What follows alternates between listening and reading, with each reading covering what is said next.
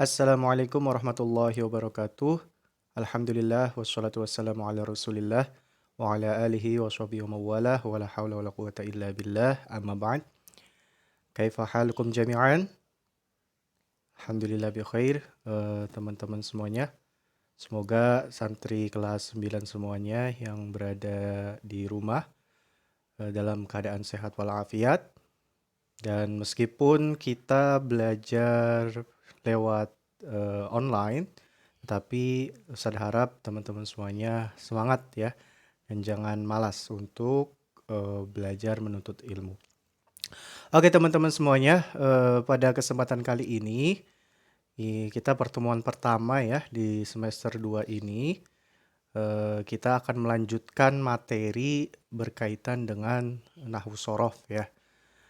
Jadi teman-teman semuanya silahkan dipersiapkan terlebih dahulu buku, kitab, dan pulpennya ya.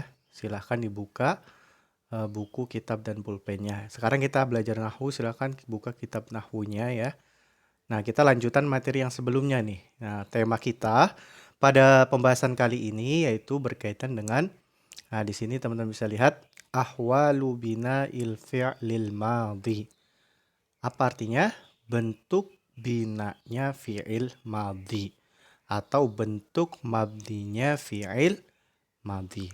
Oke, sebelum kita lanjut ke pembahasan, kita terlebih dulu baca doa ya.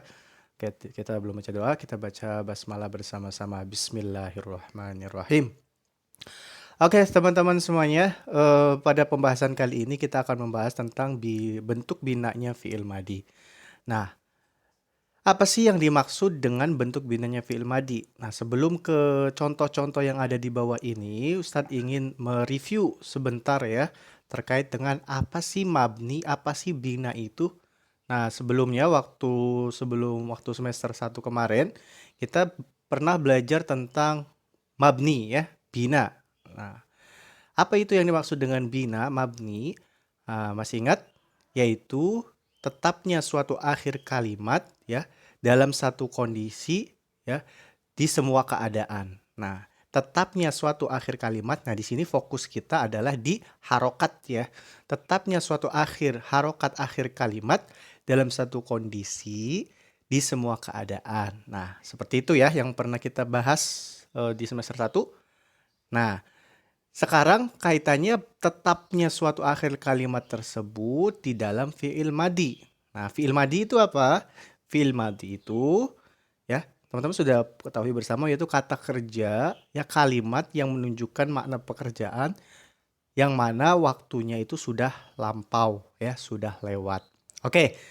Nah, langsung saja. Di sini fi'il madhi ya, kalimat fi'il madhi ini itu memiliki bentuk mabni ya. Artinya dia tidak mu'rob. Mu'rob itu apa? Nah, mu'rob berarti kebalikannya. Artinya dia tidak berubah-ubah akhirnya. Ya, akhir harokat akhirnya, meskipun kondisinya keadaannya dia berada di tengah, berada dimanapun, maka dia tetap dalam satu kondisi tersebut. Oke, nah sekarang macam-macamnya, bentuk-bentuknya ada bentuk mabni apa saja. Nah, di sini teman-teman bisa lihat yang pertama. Al-mabni 'alal fathi, yang pertama itu fi'il madhi yang mabni 'alal fathah. Ya, artinya yang tetap huruf akhirnya itu berharokat fathah. Oke, teman-teman bisa lihat di sini contohnya. Nazala al-mataru. Nazala turun, al-mataru hujan, atau kalau kita di Indonesia kan artinya hujan turun. Nah, di sini teman-teman bisa lihat nazala. Nah, ini kalimat fiil ya. Fiilnya fiil madhi. Al-matar itu isim ya. Hujan telah turun. Nah, hujan turun maksudnya ini hujannya telah turun ya, karena di sini kalimatnya fiil madhi. Nah, pada lafaz nazala ini itu lamnya itu merupakan mabni fathah.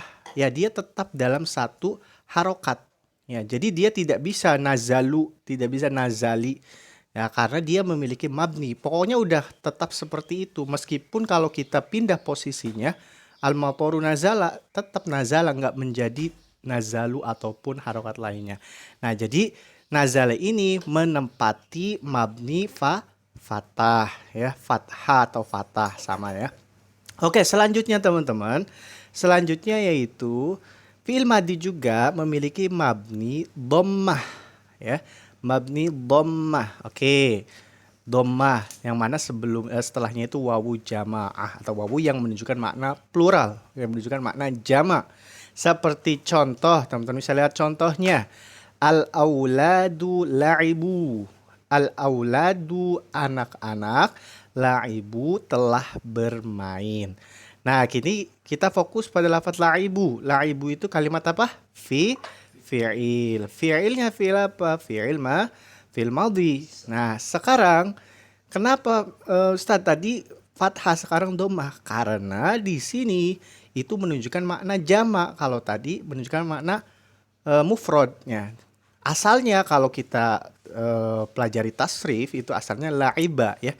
La'iba, la'ibu. Nah, itu kalau pentasrifannya ya. Jadi di sini la'ibu ini mabni dhammah. Ustaz, kenapa bukan mabni sukun? Karena wawu jamaknya ini bukan karena wawunya ini wawu jamak, bukan merujuk ke laibunya ya. Wawu ini bukan asal dari lafadznya ya. Jadi asalnya itu laiba. Nah, wawu ini wawu domir. Nah, sehingga di sini laibu termasuk dari mabni dhammah. Karena apa? Karena bertemu dengan wawu jamak. Oke, selanjutnya al-madi ala sukun. Nah, teman-teman di sini fi'il madi yang mabni sukun. Nah, mabni sukun di sini ketika dia bertemu dengan tak domir ya, atau tak yang berharokat. Oke, seperti contoh fatahtul baba. Fatahtu, saya membuka, al-baba, pintu. Nah, di sini teman-teman bisa lihat fatahtu. Coba kira-kira asal fi'il madinya apa? Asal fi'il madinya yaitu fataha ya, fataha. Nah, jadi tak tu di sini itu bukan tu asal satu kalimat. Jadi tu ini tu domir. Kalau kita bahasa Indonesianya itu kata ganti ya. Nah, jadi tu di sini bukan balungan atau bukan satuan dari fi'il madi ini, fataha ini, melainkan dia domir ya, yang merujuk kepada kata ganti saya. Nah, sehingga fatahtu di sini kategorinya adalah mabni alas sukun ya. Mabni sukun, kita lihat di hanya ya, itu sukun ya. Terus selanjutnya juga itu al-mabni ala sukun, sama juga ya, mabni sukun ketika bertemu dengan nun jamak niswah ya, atau nun yang menunjukkan makna jamak yang perempuan. Contoh, al-banatu ta'allamnal hiyakata ya. Al-banatu, anak-anak perempuan, ta'allamna, mereka belajar ya, ta'allamna, mereka belajar, al-hiyakata, menenun. Nah, di sini teman-teman bisa lihat ya, ta'allamna. Coba dari fi'il madi apa? Fi'il madi ta'allama. Nah, kalau teman-teman belajar tasrif itu akan menemukan ta'allama. Nah, di sini di harokat di lafadz ini itu termasuk mabni sukun. Kenapa? Karena bertemu dengan nun. Ya, nun di sini nani ya. Nah, nun tersebut bukan bagian dari fi'il madinya, artinya bukan dari satuan kalimat fi'il madinya, melainkan nun tersebut juga sebagai domir atau kata ganti, sehingga kategori mabni di sini bukan mabni fathah. Ustaz, tapi kan di akhirnya itu nunnya fathah. Iya, tapi nun ini bukan dari satuan kalimatnya, bukan dari satuan fi'il madinya. Sehingga ta'allamna termasuk kategorinya mabni sukun. Jelas ya? Oke, yang terakhir di sini al-madi ala sukun. Fi'il madi yang mabni sukun yang bertemu dengan na yang menunjukkan makna fa'il. Fa'il itu pelaku ya. Nah, contoh di sini kharajna ilal huquli. Kharajna, kami atau kita keluar, ilal huquli, ke ladang. Oke, teman-teman bisa fokus di sini pada lafadz kharajna. Nah, kharajna di sini fi'il madi. Coba asalnya apa? Asalnya kharaja ya. Nah, asal fi'il madinya itu kharaja. Nah, karena di sini bertemu dengan na, maka jimnya itu disukunkan. Nah, jadi mabninya itu mabni sukun, bukan mabni fathah.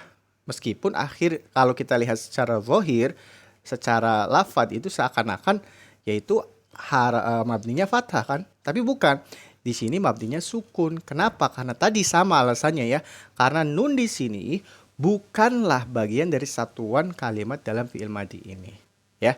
Nah, jadi termasuk dari mabni sukun. Jelas ya sampai di sini?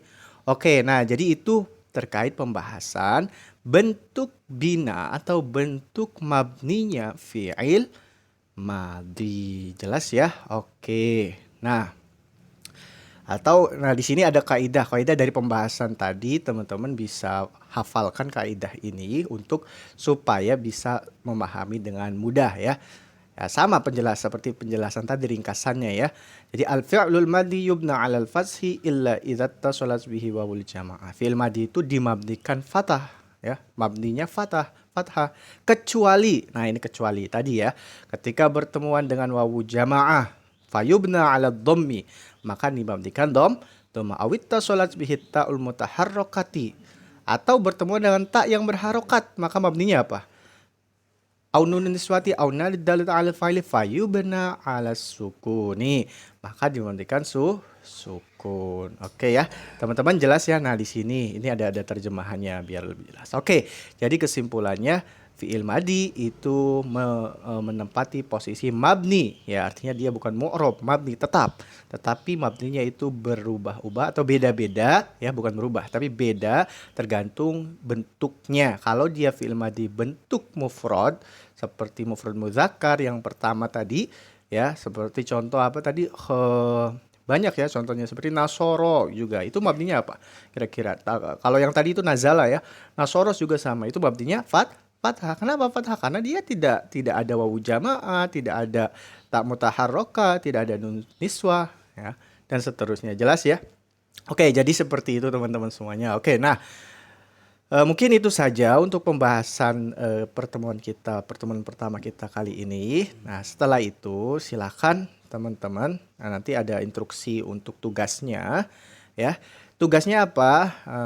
Tugasnya itu silakan dari masing-masing mabni ini cari 2 contoh, 2 saja ya, dari masing-masing. Mabni fathah 2, mabni dhammah 2, mabni sukun 2. Silakan cari. Insya Allah di kitab pun ada. Nah, tapi kalian juga harus tulis artinya juga ya. Harus ditulis artinya juga. Oke, jelas ya. Tulis di mana, Ustadz? Tulis di buku tulis. Nah, tulis di buku tulis masing-masing mabni itu contohnya 2. Contoh kalimat selain dari yang tadi kita bahas ya. Itu masing-masing 2, ditulis silahkan dan diartikan. Artinya apa? Setelah itu kalian bisa kirim lewat Google Form. Ya, nanti akan dikirimkan juga linknya. Oke? Mungkin itu saja untuk pertemuan pertama kita. Semoga teman-teman semuanya bisa memahami materi ini dengan baik. Kalaupun ada yang belum dipahami, silahkan bisa ditanyakan lewat WA ataupun lewat wali kelas, nanti bisa disampaikan ke Ustadz. Oke, ya jadi itu saja. Mungkin cukup. Oke, terima kasih. Tetap semangat belajarnya ya, meskipun kalian sedang di rumah semuanya. Oke, syukron katsiran ala timamikum. Kita akhiri dengan bacaan hamdalah bersama. Alhamdulillahirabbil alamin. Assalamualaikum warahmatullahi wabarakatuh.